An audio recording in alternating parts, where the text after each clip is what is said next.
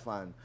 Nais naman naming marinig ang iyong boses. Kumusta? Nandyan pala siya. Ayos lang po. Yung Diyan ka during pala? the wedding, ano ang pakiramdam, anong Okay ka lang? iniisip mo nung araw ng kasal mismo? Sobrang saya po eh. Mixed emotion po siya. Okay. Sobrang saya. Lalo na yung nakita ko na siya, doon na talaga bumuhos yung luha. May sinasabi nga sila na ang groom daw, pag nakita na lumalakad na yung bride, talagang ang hirap hindi umiyak. Opo. Kaso Ang hirap marami po talaga. nagsasabi, Kahit- Tito Boy, Na? kapag umiyak daw yung groom, maghihiwalay. Kasi karamihan daw na mga kinakasal na mga kilala, pag umiiyak yung groom, mga hiwalay na ngayon. Dalawa na lang yung natira actually. Talaga? Oo, Pero kaya alam mo- lagi siyang binabash. Pero kasi sa aming dalawa, siya yung emotional. Hindi. At saka, sa mga nagsasabing yun, ay naghiwalay siguro sila, pero nagkataon lamang. You are who you listen to. Kaya, Yes. huwag yung pakikinggan. You have to work on your relationship. Hindi dahil sa umiyak si Stefan, ay hindi. You have to work on it. I mean, let the love, ika nga, grow, di ba? Bloom, blossom. Dahil nandyan na yan eh. Paigtingin, strengthen it, di ba? Thank you, And it Nino. should always be bigger than anything. Problema, challenges, kung ano man. But I'm just so happy. Ano pang nangyari? Ano pang nangyari? Sandali muna. I'm sorry, Stefan. Magkano ba talaga yung gown? Actually, hindi naman po yung 5 million, pero sobrang kinikilig ako na mukha palang 5 million yung gown ko, di ba? Okay. Ang ganda-ganda ko.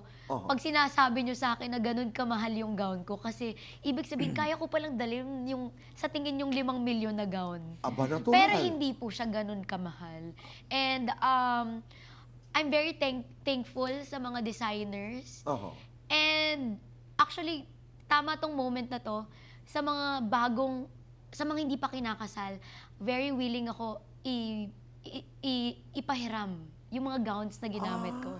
Yung lima, Opo, ha? kasi alam ko kung gaano ka-stressful, but super enjoy habang nag-aayos ng preparations for the wedding. Kaya sa mga nanonood dyan na mga bride, i-message nyo ko, ipapayaram ko kapag kasya sa inyo yung gown na mga ginamit. Pero bakit 5 gown?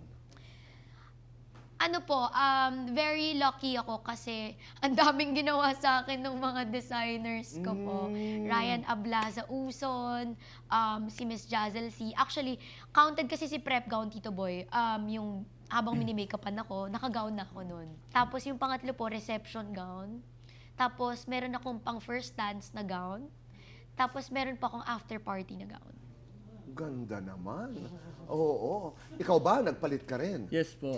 Dalawa po yung suit ko. May pang ceremony at pang... After the ceremony? Yes po. Aha.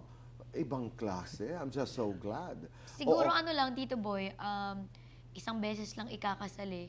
At saka sobrang thankful kami kasi ang daming nagmamahal sa amin na kahit may mga ginastos, malaki yung nilabas, pero ang daming nagbigay ng pagmamahal sa amin. Kaya kung iisipin nyo po, sobrang bongga, pero ang daming tumulong sa amin sa wedding na to. Sobra. Alam mo kung bakit? Dahil napakabuti nyo at dahil mahal kayo. Thank you Di po. ba? So, ganun.